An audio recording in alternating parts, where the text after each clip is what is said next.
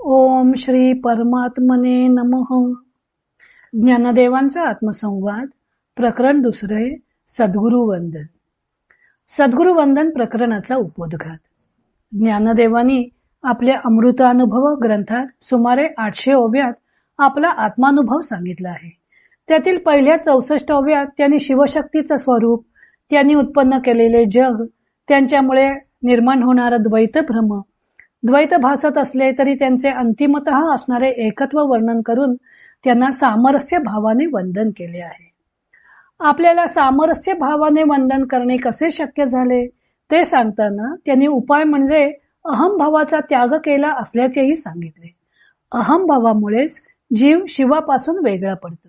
कारण जीव आपल्या अंगावर कोहम, जीवोहम, सोहम अशा अनेकविध सोपटांचे थर वेढून घेतो. तेव्हा त्या अहंभावरूपी सोपटांचे थर दूर केल्याशिवाय जीव शिवस्वरूप आहे याचा अनुभव येत नाही. तेव्हा या विविध प्रकारच्या अहंभावाचा त्याग केल्याशिवाय सामरस्य अनुभवता येत नाही हे स्पष्ट झाले. परंतु अहंभावाचा त्याग करणे इतके सोपे आहे का? कारण जन्माला आल्यापासून गर्भात सोहम म्हणणारा जीव जन्म झाल्याबरोबर कोहम म्हणू लागतो. गर्भातले स्वस्वरूपाचे स्मरण विसरून जातो. मग देह म्हणजेच आपण असे त्याला वाटू लागते. देह बुद्धी दृढ होत जाते. नंतर देहाला जे सुखकर वाटेल ते मिळवण्याचा प्रयत्न करू लागतो. त्यातूनच आशा निराशा यांचा खेळ चालू होतो. आशारूपी बेडी पायात अडकली की तो वेगाने धावू लागतो आणि आयुष्य संपेपर्यंत वासना त्याच्या जीवनाचा लगाम आपल्या हाती ठेवतात. मनुष्याला जन्म पूर्वकर्मामुळे मिळालेला असला तरी ईश्वराने त्याला क्रियमानापुरते स्वातंत्र्य दिलेले आहे. तेव्हा आपण कोणते कर्म करावे हे तो विचाराने विवेकाने ठरवू शकतो. तेव्हा आपल्या जीवनाचे ध्येय कोणते ते निश्चित करून योग्य त्या मार्गावर पाऊल ठेवण्यास तो स्वतंत्र आहे. त्यासाठीच तर त्याला विचारशक्तीची देणगी मिळालेली आहे.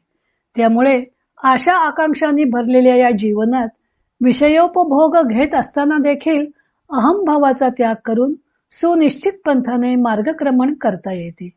शेवटचा मुक्काम गाठीपर्यंत कोणता सुनिश्चित मार्ग आचरावा ते वैदिक धर्माने आखून ठेवलेलेही आहे.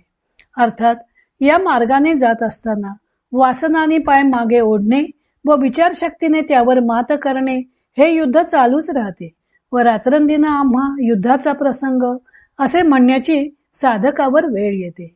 त्यामुळे मनुष्याला अहंभावाचा त्याग करून ध्येयाप्रत पोचणे कठीण होऊन जाते. कदाचित आडमार्गानेही जाण्याची शक्यता उद्भवते. त्यासाठी साधकाला मार्गदर्शन करणाऱ्या गुरूंची आवश्यकता भासते. हे कार्य केवळ रस्त्याकडे बोट दाखवून नाही तर ज्याने स्वतः त्या मार्गाने मार्गक्रमण केलेलं आहे अशा सद्गुरूंची आवश्यकता असते. मग असे सद्गुरू त्याच्या बोटाला धरून त्याला त्या मार्गावर अग्रेसर करतात. आधी केले मग सांगितले असा सद्गुरू साधकासाठी आवश्यक ठरतो. सुदैवाने शब्दे परेचे निष्णात अशा सद्गुरूंची प्राप्ती झाली तर साधकाने तद्विधी प्रणिपातेन परिप्रश्नेन सेवया या भगवत वचनाप्रमाणे गुरुचरणी अनन्य होऊन त्यांच्यावर श्रद्धा ठेवून त्यांना शंका विचारून त्यांनी सांगितलेल्या मार्गाने गेले पाहिजे. तरच त्याला आपल्या सुनिश्चित ध्येयाप्रत जाता येईल. श्री निवृत्तीनाथांनी आपल्याला असेच मार्गदर्शन केले.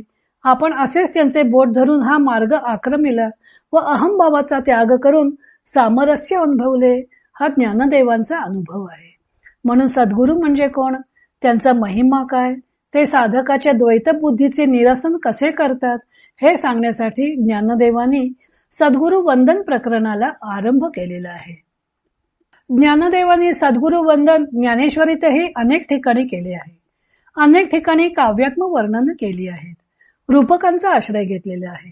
अमृतानुभवात गुरुवर्णनाच्या सुमारे 80 ओव्या येतात. त्यातील निम्मा अधिक भाग हा काव्य पूर्ण वर्णनाचा आहे.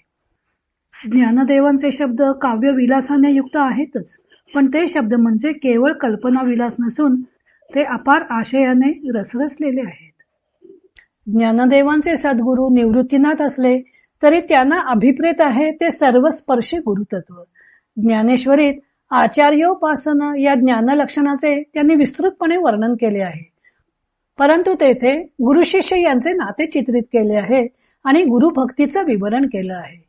येथे त्यांनी गुरु तत्वाचं विवरण केलेलं आहे. तो भाग आपण उद्यापासून क्रमशः पाहू. इतर अनेक ग्रंथांचा आधार घेऊन संत ज्ञानदेवांच्या अमृतानुभव या ग्रंथाचं लेखन व वाचन सौ मनीषा अभ्यंकर मिरज यांनी केलं आहे. हरिओम तत्सत.